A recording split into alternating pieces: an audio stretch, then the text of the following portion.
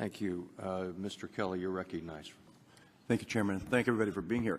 But if I'm listening to you, I may be hearing it correctly, maybe, Ms. Chang, you maybe help me on this. It seems to me that because we've had such a huge breakdown in the family unit, that we have more of these children that are out there that cannot be taken care of by a mom and a dad and what we would consider a traditional family unit. So overwhelmingly, I was reading the numbers, 400,000 children right now in foster care. That says 2012. I don't know where it is today. Right. So is this, if you were to break it down demographically, Sure. are these from lower income or lower middle income people? Where are these children coming from? Sure. So you're correct. We have a little less than 400,000 children in foster care today. I want to note that that's a huge mark of progress in the system. That's a reduction from over 500,000 children in care just about 10 years ago. So the system has made a difference. But you're right. These are young people who come from often low socioeconomic backgrounds. They come from challenging neighborhoods. And the abuse and neglect they experienced before they came into care, and then the trauma of coming into care, even if they had to leave an abusive and neglectful family, coming into care can be traumatic. But most of these kids can be cared for in a foster home with a relative, and most of them, in fact, are. The great majority of our kids are placed with relatives or other foster families. And many of them don't have serious mental illnesses. Most of our kids have trauma symptoms that often are misdiagnosed as mental illness, and because we fail to intervene early on, they can escalate into much more serious behavioral. I guess that's where my question comes. So who does the intervention? Who determines that an intervention is necessary? And I think that's the part that bothers me. I've got 8 grandchildren right now, and 9 and 10 are coming. And there's no 2 of them that are alike. That's right. Some are more challenging than others. That's right. The ones that are the most challenging, I wouldn't say his problem is he needs medication. I would say maybe he's a little more parenting. But I worry about it. I'm just hoping you refer to now you actually have 2 families, 2 dads and a mom. I think that's interesting because you don't say I have 2 people taking care of me. You say the term that most of us identify growing up. I got a mom, I got a dad. I've got people who care about me. I got people who love me. I got people who I can go to when I need to go to them. I keep worrying about this, and maybe you can weigh in. I know your father's with you now. Your dad's with you now. But I don't know about your early life. What happened that your little brother was 10-year-old. He was also in a foster home. Now, did you say you had a twin sister? I do, yes. Okay. Was your twin sister in a foster home? Yes. Okay. So your whole family? Yes. Okay. All right.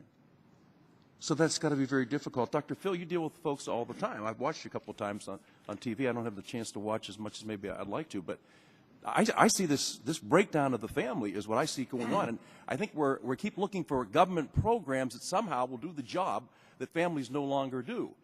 I grew up in an altogether different time. And I would tell you, when I talk to my friends, we agree on one thing. We grew up in the greatest towns at the greatest times with the greatest parents, preachers, teachers, coaches you could ever imagine, and a family support system. We didn't have as much of a support system government supplied. We had it family supplied, and that's the part that bothers me. I look at a society that's going more to government for answers than it is to internally families making decisions, families deciding what to do to help a child, families being involved in the final determination of who goes on what or what they get prescribed to them. You see it in great numbers. You all see it in great numbers.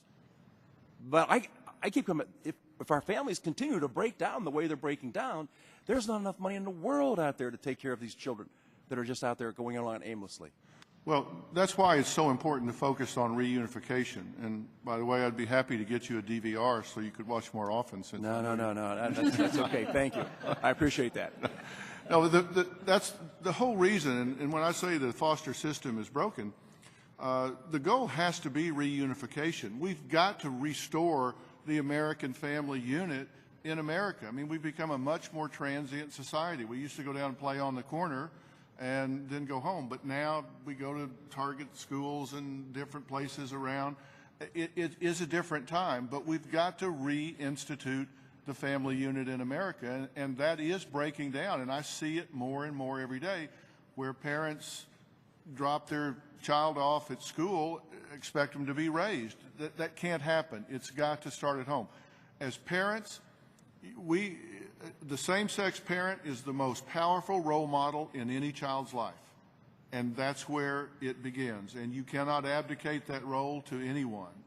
And that's why reunification has got to be such a goal in this foster. I agree with you, but it's the socialization process we're missing out on today. I got to tell you, the way I grew up, there wasn't anybody substituting for my mother and my dad, and Ms. Hobner, I congratulate you on getting through what you've gotten through. But I think there's too many children out there who do not have the benefit of having a strong nuclear family, and I think that's the number one problem. If you don't have a strong nuclear family, you don't have a strong faith-based folks, you're not going to be able to get through it on your own. You just can't learn it by yourself through a book or through a program. Thank you. Mr. Griffin, you're recognized. Thank you, Mr. Chairman. Thank you all for being here. I'm from Arkansas, and we have had quite a bit of success in Arkansas dealing with this particular problem. And you know, there's a lot of jokes and a lot of things said about Congress, but I'll tell you that a lot of the progress we've made has been because of the laws that we've been able to get in place. And you know, I was just reminded of 2011, which was my first year serving here. We had the Child and Family Services Improvement Innovation Act, which deals specifically with the protocol for prescribing psychotropic medication for children. When I look at some of the results of what's gone on in Arkansas, it's been incredible. And it no doubt has been encouraged and in some cases mandated by